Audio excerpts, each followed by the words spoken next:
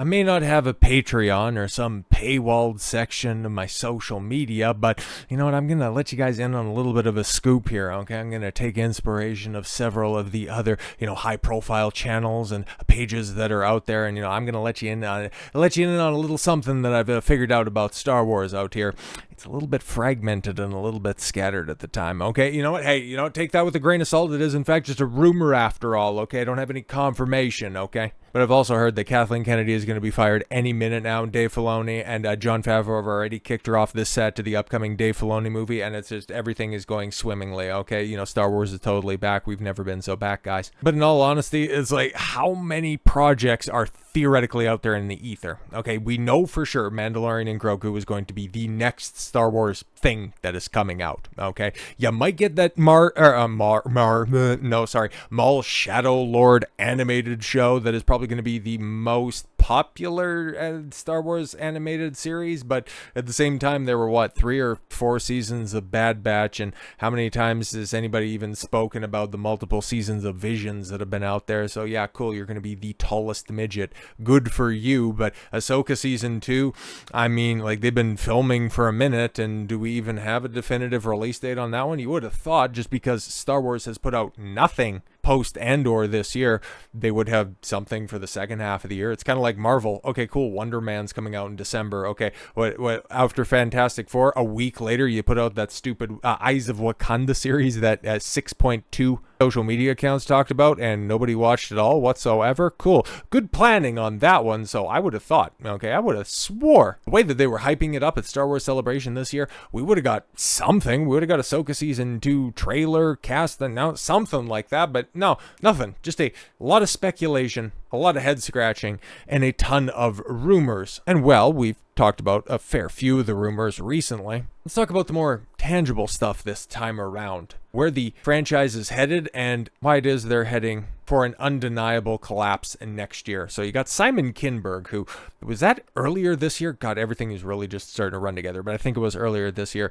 It was announced that he was going to be working on an upcoming trilogy of movies. Stop me if you've heard this before. But okay, at least this time around, okay, you got somebody has a lifelong passion for Star Wars, okay, and it has finally led him to the franchise. Well, has it really, and is it a lifelong passion? Okay, Simon Kinberg has worn many hats throughout his career as a screenwriter, producer, and director, but at his core, he says he has always been and always will be a writer, as he discusses season 3 of Invasion. Oh, fantastic stuff.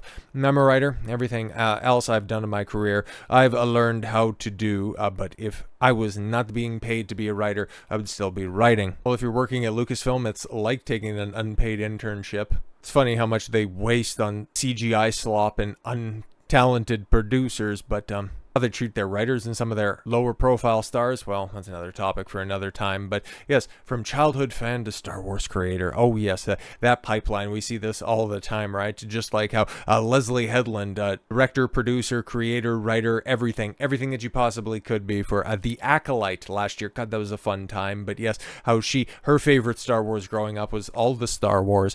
That deep connection to storytelling naturally extends his work for one of the most iconic franchises, Star Wars. Oh, Kinberg recalled just how much the saga shaped his childhood. Star Wars was the thing for me as a kid. There are pictures of me all throughout childhood wearing Star Wars t-shirts and sweatpants. They were Star Wars sweatpants. Okay, like the t-shirts I know are quite synonymous, but sweatshirts, okay. That's a little bit more forgivable. It's like, Star Wars sweatpants? Really? Okay, anyways. When I was in hospital for pneumonia, I woke up and my parents had left a little Lego Millennium Falcon on my chest to let me know everything was going to be okay. I don't think the timeline for Star Wars and Lego and him being a child really lines up, but okay. A little, Millennium Falcon toy, a little space toy. Okay, that's fine. Okay, don't want to pick apart a story too much because it falls apart a little bit later. It's a thing for me, and it always has been. Kinberg has been involved with Lucasfilm for years, helping to create and write episodes of Rebels, and contributing to various capacities to the films, but now he develops his own Star Wars trilogy. That experience feels surreal. Kinberg also praised the current generation of creators shaping the franchise, citing Lucasfilm President Kathleen Kennedy. The current generation, the 70-plus-year-old Kathleen Kennedy storyteller. Well, no, he's in charge of creative over at Lucasfilm, Dave Filoni. And Andor showrunner Tony Gilroy, who is never going to be working with Lucasfilm ever again because Dave Filoni is the obvious heir apparent and fucking hates somebody who can competently tell a story. And there's a ton of wildly talented folks that want to do a great work. Really, you know what, to be fair, Dave Filoni probably does want to do a good work. He's just incapable of doing it because he's such a fucking hack. I was super inspired and sort of just awestruck by what Tony Gilroy did with Andor, and I thought that was about as good of science fiction storytelling as you can do in any franchise. I would agree. It's just, you're not going to ingratiate yourself to a lot of the sycophantic fans that think that Andor isn't real Star Wars, even though it pays more attention and pays more homage to the canon of Star Wars than a lot of the Filoni slop. But yes, as I said before, Filoni fucking hates Gilroy. So yeah, at this point in time, I don't know if we're ever going to be getting a Simon Kinberg trilogy. But you know what we are going to be getting? A Cal Kestis appearance in one of these stupid TV shows. Okay, debuts next month. Okay. So Star Wars Jedi series is one of the most popular game franchises. Yeah, it's one of the only quote-unquote popular things that Star Wars has done since Disney acquired them and killed off LucasArts and created Lucasfilms Games, because that's a better name for a studio. But anyways, Cal Kestis is going to be a part of the 4-part sequel series, Lego Star Wars Rebuild the Galaxy Pieces of the Past. Holy shit, they're doing a Lego Star Wars TV show. I had not heard about this at all whatsoever, and it just kind of lets you know what's happening with Star Wars. Just how fucking dead and stupid it is. So much so that when all of the rumors about Kathleen Kennedy, oh yeah, she's going to be leaving in October, yeah, I definitely think that's going to be happening in the next couple of months. But how that was happening at the beginning of the year, she did this sprawling, I'm not mad, but I'm totally seething interview. I think it was with Deadline at the time. And one of the many people that she talked up big, specifically Taika Waititi, how's his Star Wars movie coming along? But James Mangold and his Dawn of the Jedi movie. Oh my God, we love working with James. He was such a pleasure to work with, on Dial of Destiny. Well, we don't really want to talk about that because it was such an unmitigated disaster. But hey, working Dawn of the Jedi, oh, it's going to be great. It's going to be so fantastic. It's just, he's a little bit busy, but we'd really love to work with him. But as his schedule is starting to clear up, and it has over the past couple of months as he's completed the other projects that he's had on his docket, one ended up lingering on that to-do list, and it has apparently been pushed down again as Paramount and Skydance, after their merger went through, they have been buying up every available creative out there, which, yeah, I think we'll talk about probably over the weekend, but in case I don't get around to it, holy shit, look at the number of people and a number of projects that they have greenlit and scheduled, okay, to be releasing in the relative near future. It's astronomical. They really look like they're going to be trying their hardest to turn things around, except for in one particular franchise. But like I said, we might get around to that, but definitely that one other topic. But focusing back in on Star Wars here, yeah, James Mangold, Star Wars Future, unclear as the Paramount Skydance greenlights high side, which, yeah, Skydance took control of Paramount Pictures, and right out the gate, they seem to have stepped on Disney's toes by picking up high side and giving director James Mangold the green light. Paramount has booked him during a time many expected him to be starting his Star Wars Jedi origin project. So yeah, they actually, instead of just running their mouth saying how much they love working with James Mangold, went, yeah, okay, cool, you want to do this? Fine, here's your schedule, here's the pay packet, let's go get it. It's almost like they're a real studio instead of just an IP farmer. Kind of wild, the difference and the different approach you can get. But the trepidation to do anything in the Star Wars realm, how you've seen all of these people announce to get projects and you never see them do anything with it. How you have seen the quality of people attached to this once great franchise just dwindle year over year. How you used to have creatives, high profile creatives, champ at the bit to get even the smallest in the Lucasfilm.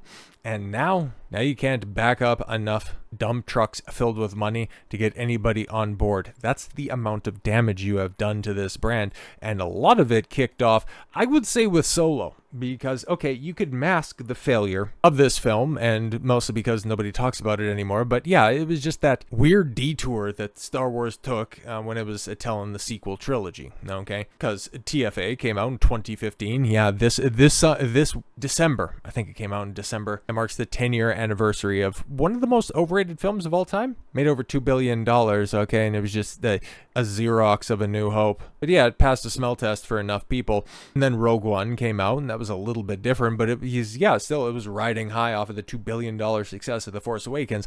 And then it came out, and yeah, it only made $1 billion, which is interesting. It's a direct prequel to A New Hope, so that should have been a bigger warning sign, but okay, cool. And then, yeah, obviously you had the turning point of all things entertainment with The Last Jedi in 2017, and then it going on to make a little over half of what The Force Awakens makes, and then you got Solo after that, just letting you see what exactly TLJ did to the brand, because, yeah, Solo, well, it lost money, okay? And it is one of those expert examples of how a Kathleen Kennedy has no idea what Star Wars is about, and she is a trash producer who just meddles in the affairs of more competent storytellers, because Ron Howard, like, okay, he is immensely talented. Not everything that he does is a success, but he has enough successes under his belts where, yeah, I can go ahead and say I would have been enthusiastic hearing that, yeah, he's doing a Star Wars project. Well, that's got to be pretty good. And then you see what he ended up having to salvage, and yeah, the production with Solo was quite troubled, but it was probably the first indication that, oh boy, Disney,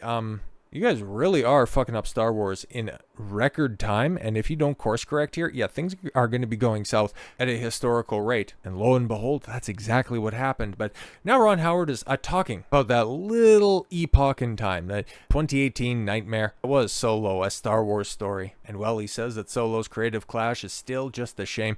Lucasfilm blamed a tonal disconnect with the original directors, but some of their footage was great. Yeah, okay, I'll take your word for it. Ron Howard opened up to Vulture in a more detail than ever before about taking over the helm of Star Wars prequel movie Solo, and after Lucasfilm and the original director Phil Lord and Chris Miller had creative differences. Yeah, because Kathleen Kennedy is a fucking hack. Howard said it all came down to the movie's tone. Okay, Lucasfilm president Kathleen Kennedy asked him to a lunch meeting where they were joined by Solo co-writer Jonathan Kasdan. They basically said, "We've reached a creative impasse with Lord and Miller, and would you ever consider coming in?" Howard remembered, I looked at some edited footage and I saw what was bothering them. There was a studio that liked the script or the way that they wanted the Star Wars movie, but then there was a disconnect early on tonally, and they weren't convinced that Phil and Chris what they were doing was working effectively. I couldn't judge that because I didn't see enough of it to know, but for sure, once I said, okay, I think I can do a script, and I think I understand what you want from the script, we'd have to reshoot a lot.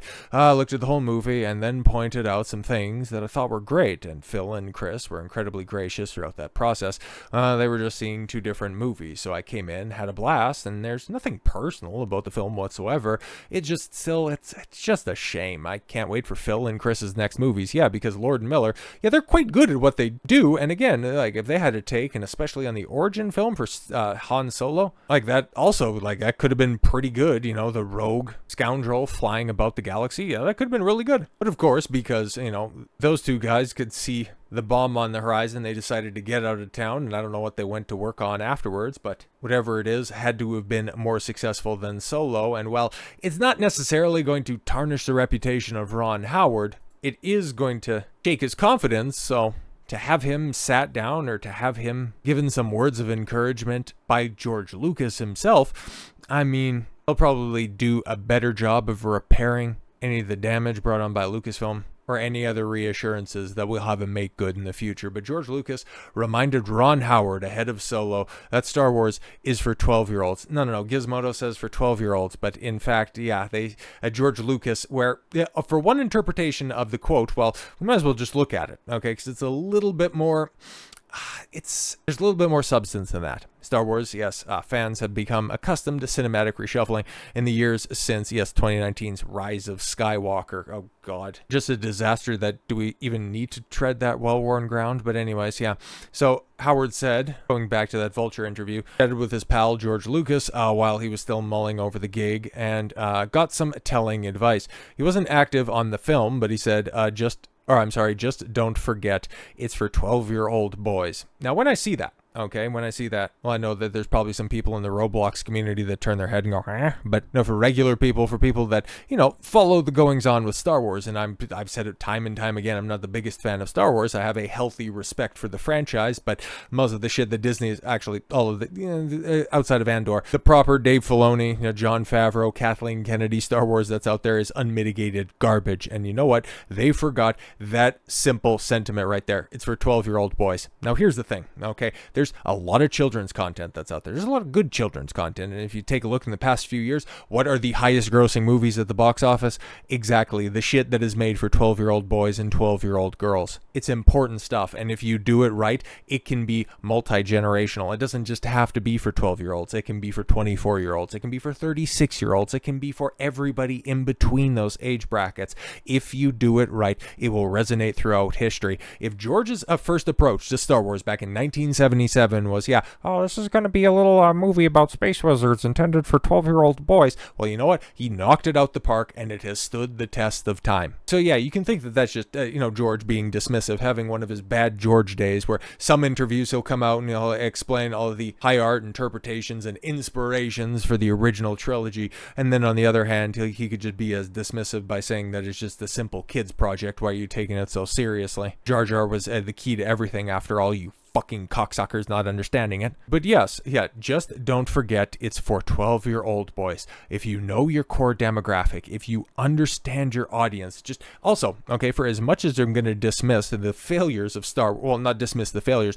but bring them up and use them as examples as Lucasfilm dismissing their core audience, you can take a look at the successes in the past couple of years. Movies, shows, video games that understand and know their core audiences. Yeah, they are successful with them. And then guess what? To the wider audience, when some people look in and go, ooh, that looks pretty good, they end up taking a chance on it because you know what? They respect their audience. They give the fans what they want, and they aren't trying to be something that they're not. An identity crisis that has plagued Star Wars since about, I would say, 2012.